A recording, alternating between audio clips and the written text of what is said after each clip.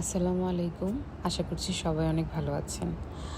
আজকে আপনাদের সাথে চাইনিজ আইটেমের চিলি চিকেনের রেসিপিটা শেয়ার করব খুব সহজে। মাঝে মাঝে ভীষণ রকম ক্রেভিং হয় চাইনিজ খেতে। তখন কোনো উপায় না থাকলে আমরা অনলাইনে অর্ডার করে ফেলি। তো অনলাইনে অর্ডার করলে খাবারটা আসতে আসতে যে সময়টা লাগবে তার থেকেও অল্প সময়ে আমরা ঘরে বানিয়ে ফেলতে পারি এই রেসিপিটা।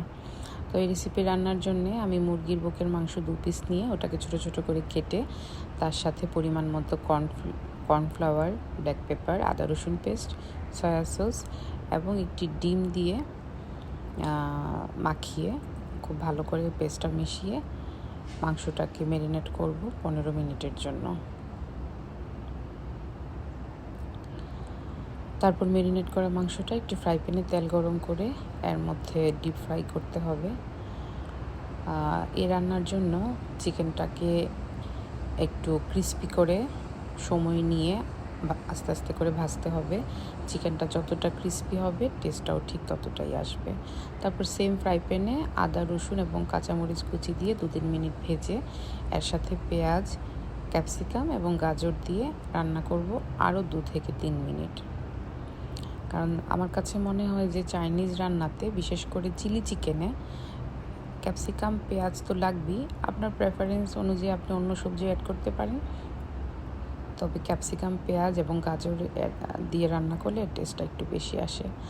তারপর এর সাথে আমি পরিমাণ মতো soya sauce, oyster sauce, fish sauce এবং একটু বেশি পরিমাণে হট টমেটো সস অ্যাড করে দিয়েছি। সসের পরিমাণটা সবটাই ডিপেন্ড করবে আপনার কারির কোয়ান্টিটির উপর। আর যেহেতু সয়া সসে লবণের পরিমাণ অনেক বেশি থাকে, আপনারা লবণ টেস্ট করে তারপর লবণটা মেশাবেন। তারপর এভাবে 2-3 মিনিট নেড়ে চেড়ে রান্না করার পর এর সাথে আমি একটু ব্ল্যাক পেপার মিশিয়ে নিব। চাইনিজ রান্নাতে ব্ল্যাক পেপার তো লাগবেই, কারণ ব্ল্যাক পেপারের যে ফ্লেভারটা সেটা চাইনিজ রান্নার ফ্লেভারকে আরও বেশি এনহান্স করে। তো ব্ল্যাক পেপার মিশিয়ে নেড়ে চেড়ে ভেজে রাখা চিকেনটার সাথে দিয়ে দিব।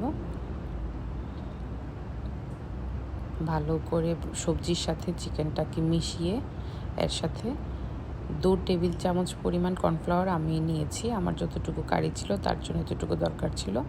আর হ্যাঁ, এটা সম্পূর্ণই ডিপেন্ড করে হচ্ছে আপনার টেস্টের উপর, আপনি কতটা থিকনেস চাচ্ছেন তার উপর ডিপেন্ড করে। আর কর্নফ্লাওয়ারের যে মিশ্রণটা সেটা অল্প অল্প করে মেশাবেন, একসাথে মেশালে দলা পাকিয়ে যাবে। এই তো মেশানোর পর 2 থেকে 3 মিনিট হাই ফ্লেমে রান্না করার পরে তৈরি হয়ে গেল আমার চিলি চিকেন রান্না। খুব সহজে ভীষণ টেস্টি একটা খাবার।